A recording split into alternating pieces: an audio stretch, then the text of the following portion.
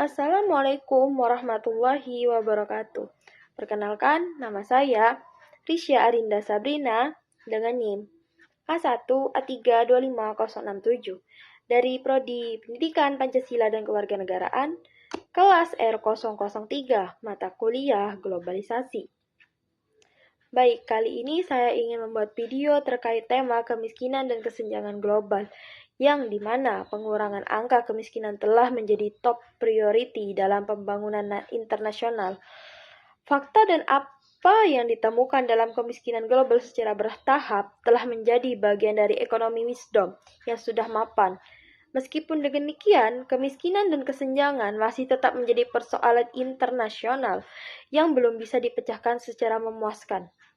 Bahkan, isu ini seringkali digusur dengan isu yang lain, seperti terorisme. Akibatnya, kemiskinan hanya menjadi isu utama di lembaga PBB saja, yang keberhasilan programnya kurang efektif karena bertentangan dengan mazhab mainstream lembaga multilateral seperti Bank Dunia dan IMF yang neoliberal.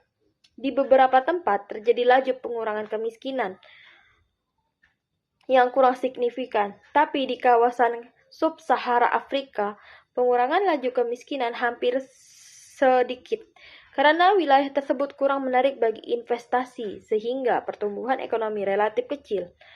Jika terjadi pertumbuhan ekonomi, maka hasilnya tidak bisa dinikmati oleh sebagian orang, karena pertumbuhan ekonomi ini hanya dinikmati sekelompok elit kecil politik saja. Usaha untuk membangun ekonomi terbuka melalui jalan neoliberal memberikan implikasi yang jauh lebih buruk.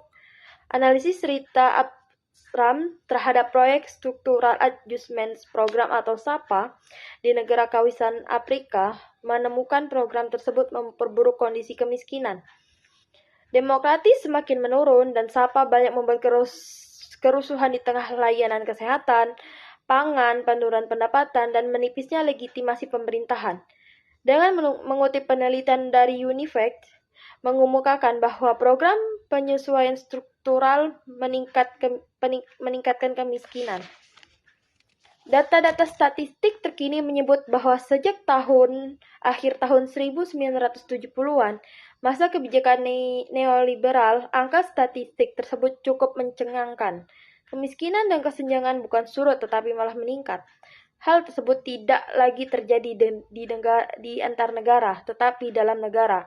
Menurut PBB itu sendiri, resesi global yang terjadi sejak 2008 telah meningkatkan angka kemiskinan global hingga 6%, atau 90 juta orang.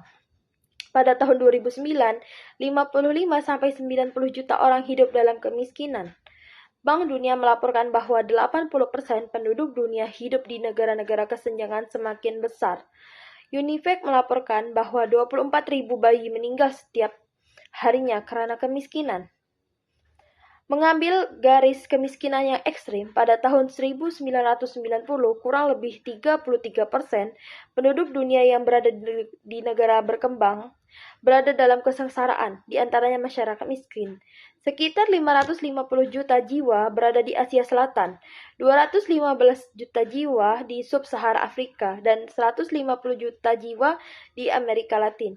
Dalam buku Counts of Death tahun 2003, Robert Paulin menuliskan, pada tahun 1961 sampai 1980-an, banyak negara berada pada masa awal pembangunan. Laju pertumbuhan growth per kapita mencapai 3,2% per tahunnya. Pada tahun 1981 sampai dengan 1999, angka pertumbuhan ini mencapai 7%. UNDP tahun 1980 merastatan atau stagnasi di bidang ekonomi telah berdampak kepada 100 negara, di mana penyusutan pendapatan terjadi pada 1,6 miliar, pendapatan 770 sampai 100 pada tahun 1990, lebih sedikit ketimbang pada tahun 1970. Pada 1990, pendapatan merosot sebesar 20%, atau lebih dari 21 negara terutama di bekas Uni Soviet. Penduduk termiskin 1/5 dari seluruh dunia merasakan pendapatan global merosot dari 2,3% menjadi 1,4% selama 30 tahun terakhir. Menurut Annual Review of Development 1999, Tinjauan pembangunan tahun ini oleh OED jumlah orang miskin dengan penghasilan kurang dari 1 US dollar sehari meningkat dari 1.197.000.000 jiwa menjadi 1.987 dan menjadi 1.214 pada tahun 1997. Dengan tidak menyertakan Cina, jumlah orang miskin di negara-negara sedang berkembang meningkat 100 juta orang selama 1 dekade terakhir. Kemiskinan global diikuti oleh menajamnya ketimpangan dalam distribusi pendapatan. Dalam internasional Heart Tribune 2001, Kevin Waltz mengemukakan bahwa 20 tahun perbandingan pendapatan rata-rata di 49 negara terbelakang dengan pendapatan negara-negara terkaya adalah 1:87. Pada tahun 2001, data itu berbanding menjadi 1:98. The United Nations Human Development Report tahun 1999 melaporkan, terhitung sejak tahun 1994 dan 1998, nilai kekayaan bersih yang dimiliki 200 orang terkaya di dunia bertambah dari 400 miliar menjadi 1 triliun US dollar. Robert Kaplan dalam The Atlantic Monthly 1997 mengemukakan bahwa sebanyak 200 korporasi besar papan atas dunia menguasai 28% aktivitas perekonomian global. Sementara itu, 500 korporasi papan atas memegang 70% perdagangan dunia, dan 1.000 korporasi papan atas mengontrol lebih dari 80% hasil industri dunia. Saat ini, dari 100 ekonomi terbesar dunia, 52 diantaranya adalah korporasi besar, sedangkan 48 sisanya adalah negara. Mitsubishi duduk di posisi ke-22 deretan pelaku ekonomi terbesar di dunia, sedangkan General Motors berada di urutan ke-26 dan Ford Motor berada di urutan ke-31 di dunia. Kekayaan ketiganya lebih besar dibandingkan dengan Denmark, Thailand, Arab Saudi, Norwegia, Finlandia, Malaysia, China, dan Selandia Baru. Kemiskinan dan ketimpangan masih menjadi persoalan yang belum bisa diatasi hingga saat ini. Hasil pembangunan memang telah meningkat sebagian besar penduduk dunia dari jurang kemiskinan dan keterbelakangan. Negara tersebut antara lain China, Malaysia, India, Indonesia, Korea Selatan, dan juga Taiwan. Mendefinisikan kemiskinan sebagian orang memahami istilah kemiskinan dari perspektif subjektif dan komparatif, sementara yang lainnya melihat dari segi moral dan evaluasi. Menurut Cardin Thomas, perbedaan dalam mendefinisikan kemiskinan disebabkan oleh perbedaan dalam melihat pembangunan. Menurut Thomas, ada beberapa aspek yang disepakati, terutama dalam hal kebutuhan material, seperti kekurangan makanan, air bersih, dan sanitisasi. Hampir semua pemerintah, lembaga internasional, dan juga banyak pihak di dunia menganut pandangan ortodoks dalam usaha mendefinisikan kemiskinan.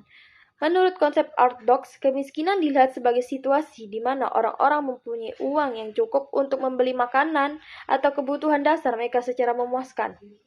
Dan seringkali kondisi ini dimasukkan ke dalam situasi un or under employment. Menurut Carlet Thomas, definisi yang menyandarkan pada ketersediaan uang untuk membeli kebutuhan pokok ini merupakan hasil globalisasi dunia barat dan kehadiran pasar. Sejak tahun 1945, kemiskinan dilihat sebagai kondisi ekonomi yang pemberantasannya tergantung kepada ketersediaan uang untuk melakukan transaksi di pasar. Viven dan Cloud 1993 dan juga Sounds 2001 mendefinisikan kemiskinan dalam kerangka mempengaruhi kebutuhan material. Ketiga penulis ini mengemukakan bahwa kemiskinan berhubungan dengan kekurangan materi, rendahnya penghasilan, dan adanya kebutuhan sosial. Yang pertama, kekurangan materi. Kemiskinan sebagai kekurangan materi digambarkan sebagai situasi kesulitan yang dihadapi orang dalam memperoleh barang-barang yang bersifatnya kebutuhan dasar. Kemiskinan dalam dimensi ini sering dipahami sebagai kemampuan seseorang untuk mendapatkan kebutuhan materi yang bersifat mendasar. Yang kedua, kekurangan penghasilan dari kekayaan yang memadai. Yang ketiga, kesulitan dalam memenuhi kebutuhan sosial, termasuk keterkucilan sosial, ketergantungan dan ketidakmampuan berpartisipasi dalam masyarakat. Davidson 2004 mengemukakan beberapa dimensi kemiskinan dikategorikan berdasarkan akar penyebab munculnya kemiskinan. Yang pertama, kemiskinan yang disebabkan globalisasi. Yang kedua, kemiskinan non-akibat pembangunan. Structural Adjustment Program atau SAPA dalam kemiskinan.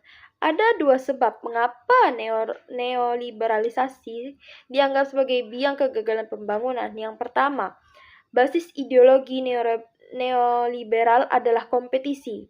Kompetisi hanya akan berlangsung secara adil jika masing-masing partisipasi mempunyai kapasitas dan start yang sama. Sedangkan yang kedua, pembelaan atas pasar telah membuat peran negara dalam pembangunan menjadi sedemikian marginal. Yang pertama, paham atau agenda pengaturan masyarakat yang didasarkan pada dimensi dominasi homo economicus atau dimensi lain dalam diri manusia. Yang kedua, neoliberalisme juga bisa dimaknai sebagai dominasi sebagai sektor finansial atas sektor real dalam tata ekonomi politik. Menurut Priyono, normatif etis yang biasa disebut kebaikan bersama bonum commun tidak logis dianggap sebagai tujuan yang secara internasional dikejar oleh agenda ekonomi politik.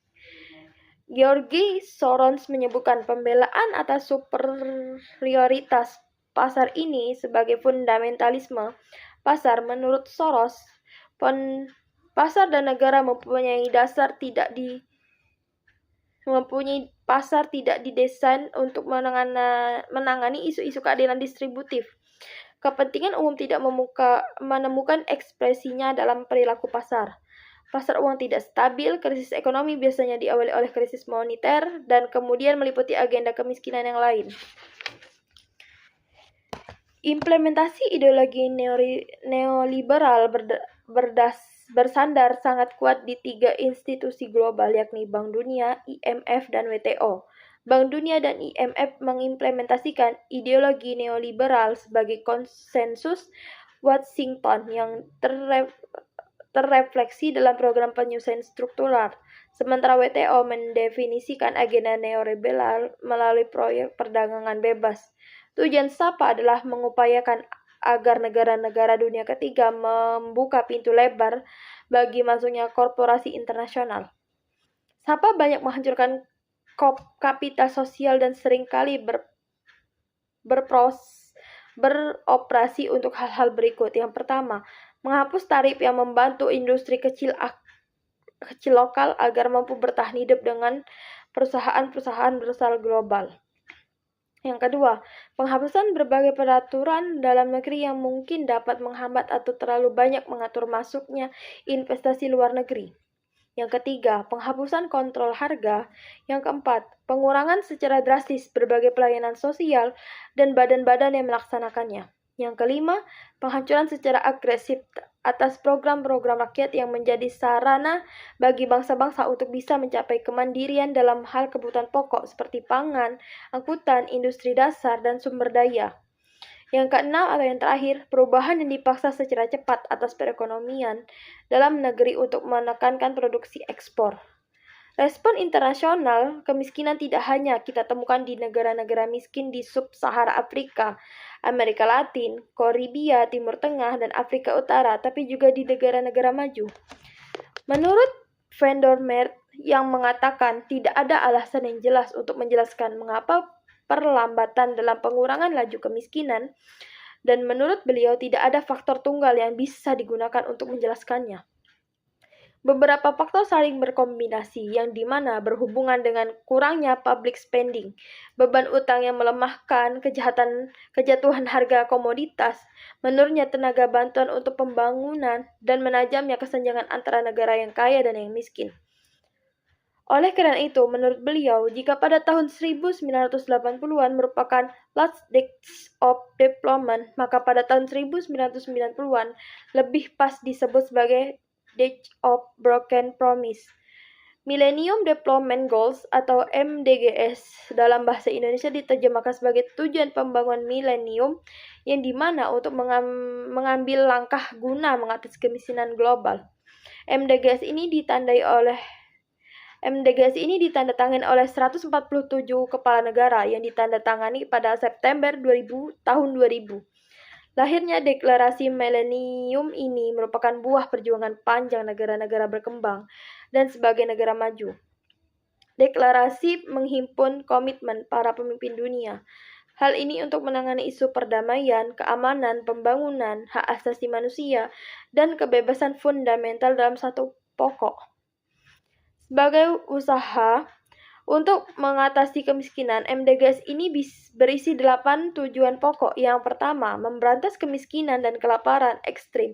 Yang kedua, mewujudkan pendidikan dasar untuk semua. Yang ketiga, mendorong kesetaraan gender dan perempuan. Yang keempat, menurunkan angka kematian anak. Yang kelima, meningkatkan kesehatan ibu. Yang keenam, mengurangi HIV, malaria, serta penyakit lain. Yang ketujuh, memastikan kelestarian lingkungan hidup. Dan yang terakhir atau yang kedelapan, mengembangkan kemitraan global untuk pembangunan. Strategi pengurangan kemiskinan sama dengan utang dan pinjaman lunak. Jadi dapat disimpulkan, kuatnya dominasi ideologi pasar bebas di tengah usaha transformatif pengentasan kemiskinan berimbas pada hasil-hasil yang kontraproduktif, yang dimana dikemukakan oleh Sekretaris Jenderal UNED Patrick. Jumlah negara yang tergolong dalam kategori sangat miskin meningkat 2 kali lipat dalam 30 atau 40 tahun terakhir. Mungkin sekian yang dapat saya sampaikan terkait permasalahan kemiskinan dan kesenjangan global. Mungkin jika ada kesalahan kata atau kurangan kata, saya mohon maaf dan saya akhiri. Wabillahi taufiq wal hidayah. Wassalamualaikum warahmatullahi wabarakatuh.